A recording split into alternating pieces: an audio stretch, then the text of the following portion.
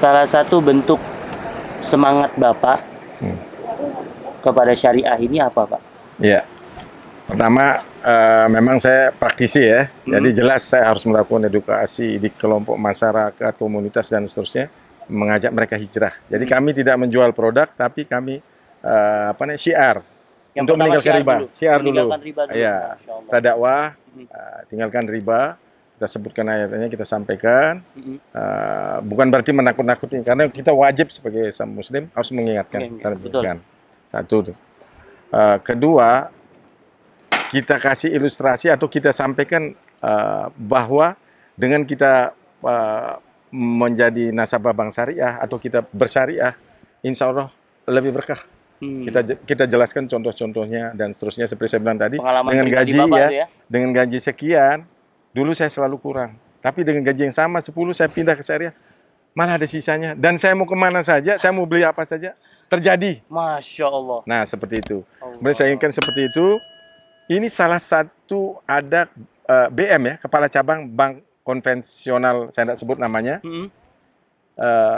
Saya ceritakan seperti itu, langsung dia bilang, Pak Taufik, boleh enggak saya gabung dengan Bank NTB? Tapi mohon maaf, saya dari Bank Konven apa bisa? Oh enggak, gini deh, yang penting niatmu adalah betul-betul mau bersyariah, mau mengembangkan ekonomi syariah, itu bisa belajar. Niatkan dulu, Anda kan Muslim, kalau Muslim kita harus jihad. Jihad bagaimana mensyiarkan apa yang oleh Allah SWT untuk kita berikan kepada masyarakat supaya mereka berhijrah, tinggalkan riba itu. Berarti bukan jihad yang perang itu, Pak? Oh bukan jihad. Jihad ini jihad riba itu sudah itu melawan riba itu sudah jihad. Nah, dan dia setuju. Tapi maaf, gajimu di sana besar. Saya tahu gajimu di sana sekian. Karena kalau BM, Pak ya? Ya, biar kamu Anda kalau pindah ke tempat saya syariah itu setengahnya kurang. Oh saya gaji enggak ada. Saya percaya yang Pak Taufik bilang tadi. Berkah dengan berapapun berkah, dan saya percaya itu. Dan sudah kita kontrak, insya Allah Januari dia masuk. Masya Allah, Allah. Assalamualaikum warahmatullahi wabarakatuh. Tidak berani, masih tetap punya rekening di tempat riba. Wa'iyadzubillah. Rezeki kita sudah dijamin, ikhwafillah. Rezeki kita tidak pernah tertukar. Maka segera tutup rekening kita yang ada di tempat riba. Karena 1 detik ke depan kita tidak ada yang tahu apakah kita masih hidup, apakah kita masih bernyawa, apakah kita masih sempat untuk bertobat kepada Allah. Ikhwafillah, jangan uang yang sedikit menjadi penyesalan tiada akhir. Bismillahirrahmanirrahim. Assalamualaikum warahmatullahi wabarakatuh. Waalaikumsalam. Alhamdulillah wassalatu wassalamu ala nabina Muhammad wa ala alihi wa sahbihi wa man tabi'ahum bi ihsanin ila yaumiddin, amma ba'd. Alhamdulillah Sobat AMDK, kembali lagi sama Bang Rio tentunya di channel AMDK.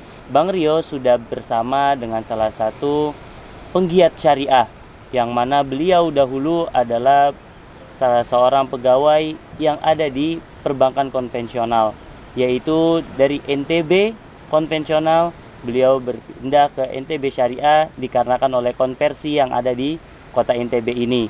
Tapi apakah beliau termasuk orang yang semangat dalam menggiatkan syariah? Nah, Sobat AMDK bertanya-tanya kan? Kita lebih baik berkenalan terlebih dahulu. Assalamualaikum, Pak. Waalaikumsalam. Dengan Pak siapa nih, Pak? Saya Taufik Gozi. Pak Taufik Gozi. Pak Taufik Gozi asli orang NTB? Saya asli orang NTB. Orang asli NTB? Lombok Timur ya. Lombok Timur, yeah. Masya Allah. Pak Gozi sendiri dahulu ketika kuliah itu di NTB juga atau di luar NTB? Jadi kuliah saya S1 di Fakultas Ekonomi Unram, kemudian S2 saya di Magister Manajemen Unram, kemudian S3 saya di Pasca Sarjana Unair, jurusan Ekonomi Syariah. S3? S3, selesai tahun 2015. S1, S2, S1 tadi ekonomi, ya. Kemudian yang kedua manajemen, ya, yang ketiga ekonomi syariah. Ya. Kok bisa ngambil ekonomi syariah? Ya jadi saya itu orang yang suka belajar dan kebetulan, bukan kebetulan lagi, mungkin saya sudah ditakdirkan Allah untuk sebagai orang yang bergiat di ekonomi syariah.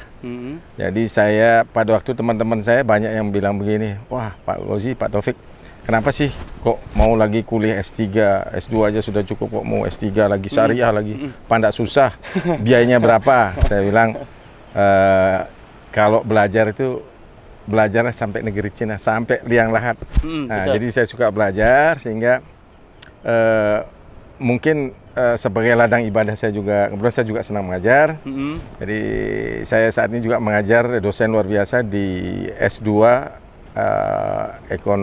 S2 Magister Ilmu Ekonomi Islam di Unram, sama di Pasca Sarjana UIN. Luar biasa. Tapi Pak, ini pertanyaan lucu nih Pak. Bapak kan tadi di akhir pembelajaran Bapak itu adalah ekonomi syariah. Namun ketika selesai kuliah, Bapak bekerja di perbankan konvensional. Itu Bapak kerja masuk konvensional itu sebelum lulus S3 atau setelah lulus S3? Sebelum lulus dan diantara. Jadi begini ceritanya. Jadi tahun 2000 saya masuk Bank NTB Konven itu tahun 90.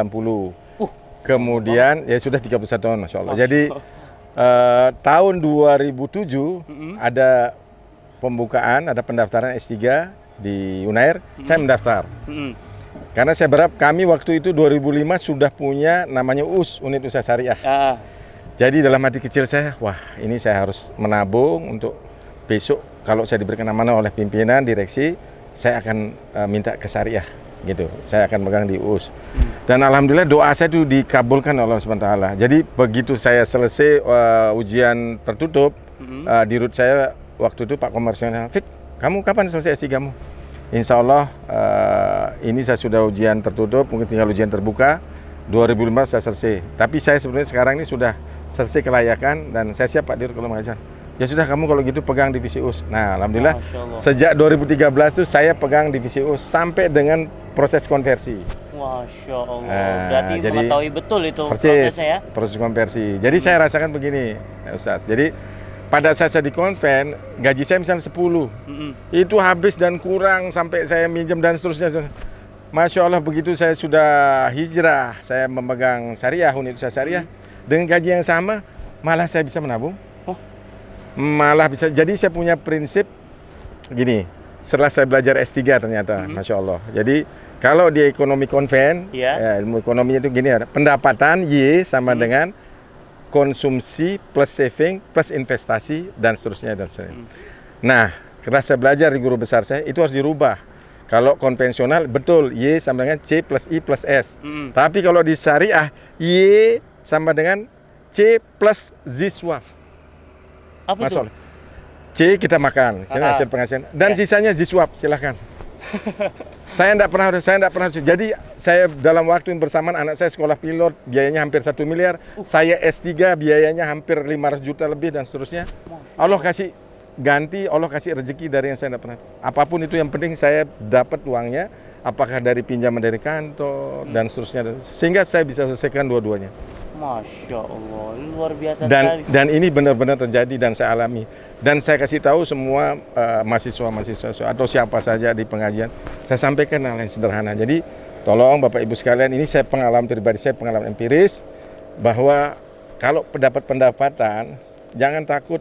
Misalnya Anda tidak punya investasi lah, apalagi saving. Jadi cukup sampai C saja, sisanya Z-swap langsung.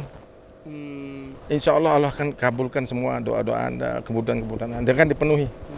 Dan ini saya sampai sekarang. Mungkin kalau orang seperti, bos JM ya, duitnya ini paling sedikit 1 miliar nih kalau lihat gaya penampilan. Masya Allah tidak, Ustaz. Yang penting pada saat saya butuhkan, saya berdoa, ya Allah kasih saja. Datang rezeki itu. Ada saja. Itulah yang disebut dengan berkah, Pak. Persis, itu yang saya mau sampaikan. Jadi ketika Bapak di konven, Bapak udah dengan angka yang sama tadi Bapak bilang, tapi ya ketika di konven kurang. Ketika sudah berhijrah, malah ada lebihnya. Itulah berkah. Walaupun sedikit, dia mencukupi. Masya Allah. Ketika Bapak ingin apa, tiba-tiba ada saja. Dan itulah janji Allah, Pak. Ini Allah kabarkan bahwasannya barang siapa yang bertakwa kepada Allah, dengan Bapak berhijrah dari konven ke syariah, itu adalah jalan Bapak menuju ketakwaan kepada Allah. Karena kan orang yang berhijrah ke syariah ini ingin menjalankan sesuai dengan syariat Islam. Berarti Bapak berusaha sedang menjalankan perintah Allah. Dengan Bapak tadi hijrah juga dari konven, Bapak berusaha meninggalkan apa yang dilarang oleh Allah. Karena sudah jelas Pak ya, bahwasanya di konvensional kan riba. Bapak berpindah tadi. Jadi memang Bapak bertujuan bertakwa, maka Allah beri 2 jaminan Pak. Ketika kita bertakwa kepada Allah, yang pertama kata Allah Subhanahu wa taala, "Wa may yattaqillaha yaj'al lahu makhraja." Allah akan berikan jalan keluar di setiap urusannya. Cocok. Ya Pak ya? Iya, saya buktikan. Itu Bapak udah ngerasain juga ya? Masya Allah. Jadi memang pasti Allah udah beri jaminan itu. Kemudian yang kedua, wa yarzuquhu min haitsu la yahtasib. Allah berikan rezeki dari arah yang tak duga-duga. Itu yang saya perhatikan. Jadi enggak pernah tahu kita dari mana ada yang datang, ini Pak dulu saya, ini Pak saya, ini wah saya, Masya Allah ya inilah saya. Jadi, seperti Bapak bilang tadi, ketika mau ini tiba-tiba ada. Mau ini ada, itulah di arah yang tak duga-duga. Tapi Pak, pertanyaan lagi, kenapa Bapak begitu semangat ya untuk berhijrah ke syariah? Apa memang Bapak sudah belajar agama atau bagaimana? Kan Bapak latar belakangnya kan kalau saya lihat konven, kuliahnya, kok semangat untuk ke syariah dan berhijrah? Jadi yang motivasi saya pernah ikut pengajian. Jadi antara lain disampaikan begitu mengerikannya hukuman atas orang yang memakan riba kan. Ayat Al-Baqarah ayat 275. Ya kan? Jadi diibaratkan orang yang itu seperti orang gila ya, yang bisa berdiri ya. Apabila kita sudah tahu riba, maka tinggalkan riba itu. Kalau tidak, maka kamu masuk di neraka dan kekal di neraka. Kata kekal itu saya merinding, Masya Allah. Jadi wah ini saya harus rubah. Saya harus rubah semua. Makanya saya bilang sama anak istri saya, seperti disampaikan oleh saya, kalau sumbernya dari makanan ya kan, makanan kalau sudah barangnya haram, Insya Allah semua tidak akan selesai. Betul. Jadi itu yang niat saya bilang, ya Allah berikan saya ini jalan bagaimana supaya saya bisa memegang syariah, dan saya akan berjuang berjihad di jalan Allah untuk mengembangkan syariah. Masya Allah. Seperti itu. Bapak datang ke pengajian itu ya kalau saya lihat karena Bapak semangat untuk belajar. Tapi Bapak ketika datang pengajian tuh karena kemauan Bapak sendiri untuk belajar atau ada ajakan dari teman? Kemauan sendiri. Kemauan sendiri. Tuh, Masya Allah. Berarti Bapak memang mencari. Inilah yang disampaikan Sobat AMDK, bahwasannya hidayah itu ada 2. Kita mencari hidayah tersebut agar Allah mendatangkan hidayah kepada kita, atau memang Allah lah yang memilih kita langsung diberikan hidayah. Nah ini Bapak ini mencari, dan alhamdulillah Allah berikan hidayahnya dengan melalui salah satu ayat yang subhanallah. Jadi Allah kabarkan dalam surat Al-Baqarah itu ayat 275. Ya, bunyi ayatnya itu memang Allah kabarkan bahwasannya para pemakan riba itu mereka akan dibangkitkan ketika di yaumil qiyamah seperti orang mabuk yang kerasukan penyakit gila. Jadi mereka itu nanti ketika bangun di yaumil qiyamah, para pemakan riba itu linglung, Pak. Mereka di dunia saja udah linglung.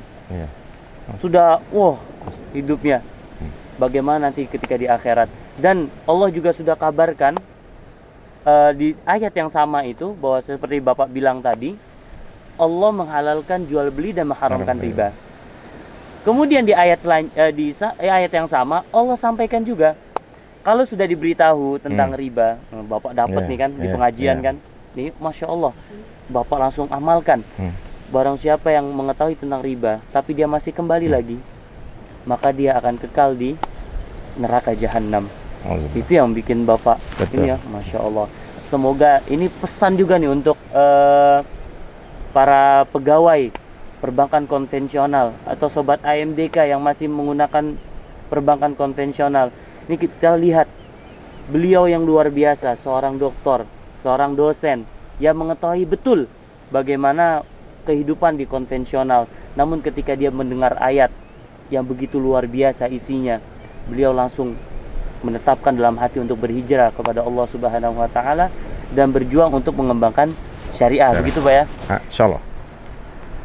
Ketika Bapak mengetahui, tentunya pasti Bapak bahagia mengetahui ada konversi ini Pak ya? Kalau sekarang Bapak di posisi apa nih Pak di NTB Syariah ini Pak? Baik, jadi pasca konversi, jadi saya itu adalah yang terakhir paling lama menduduki jabatan Kepala Divisi Unit Usaha Syariah. Jadi sejak 2013 sampai dengan 2018, kemudian 2018 kita konversi menjadi full syariah. Jadi sudah tidak ada lagi konvensional, Iya. tapi semuanya syariah.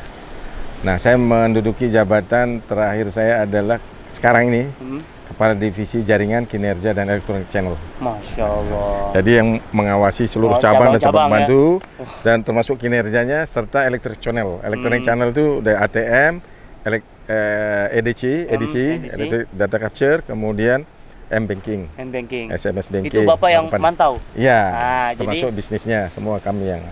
Sobat AMDK yang ada di NTB, yang menggunakan NTB Syariah, kalau ada keluhan bisa langsung temui Bapak nih. Siap. Sampaikan saja. Siap Pak ya? Siap, siap. Wah. Nah, siap. Kemudian Pak, perasaan Bapak mungkin bahagia. Namun kan Bapak punya istri dan anak-anak.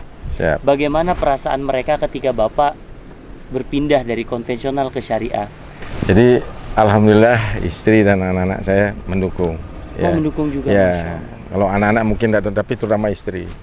Apalagi pada saat yang sama kan saya kuliah di S3 Ekonomi Islam itu juga dorongan istri. Oh, Masya Jadi Allah. dia betul-betul mendukung dan dia sendiri merasakan perbedaannya mengelola keuangan yang di syariah dan konvensional sangat beda. Yang disebut barokah tadi, Ustaz. Jadi dia bilang, ya ada sajalah pokoknya untuk kebutuhan. Kalau sebelumnya itu Masya Allah, kita kurang, ada saja yang ya bolong-bolong lah. Nah, sekarang kita insya Allah bisa aja mau ke sini bisa cukup, Masya mau jalan-jalan cukup gitu. Masya Allah. Walaupun pas-pasan gitu ya. Masya Allah. Iya. Bapak begitu yakin dengan syariah, bagaimana ngelihat teman-teman Bapak yang saat ini masih di konvensional? Nasihat untuk mereka apa, Pak? Iya, Masya Allah. Jadi saya punya banyak teman ya, karena memang saya dulu asalnya dari konvensional. Iya, betul. Dari beberapa yang saya coba sampaikan lah apa yang sesungguhnya kita dapatkan di syariah itu jihad, kemudian keberkahan, ketenangan jiwa. Ketenangan jiwa itu dalam arti luas ya, rumah tangga, di pekerjaan dan seterusnya. Kalau masa ketenangan jiwa, Pak, bukannya di konvensional lebih bebas, Pak? Oh, bukan. Itu sangat terbalik. Maksudnya ketenangan jiwa itu jangan pikirkan, oh kita bisa senang-senang, oh happy. Tapi saya yakin pada waktu saya juga senang, tapi di batin ini berkecamuk, ya, nggak bisa. Apa yang kita lakukan tuh ada ganjelan kayak, wah ini dosa ya. Saya pergi ini, saya makan ini, saya ada apa ya? Ada perlawanan dari batin, ya, Pak? batin ya. Kenapa ini kok ada sesuatu yang sehingga terus terang saya dulu suka sakit. Sakitnya apa? Sebenarnya sederhana. Yang disebut GERD. Jadi GERD itu ada salah satu apa kita punya di pencernaan ini. Jadi pompanya itu harusnya buka, tutup, buka. Saya terbuka. Nah, itu kalau kita makan yang pedas atau kecut, maka gas itu akan cepat berproses sehingga menekan paru-paru. Jadi kayak sesak napas. Serangan jantung.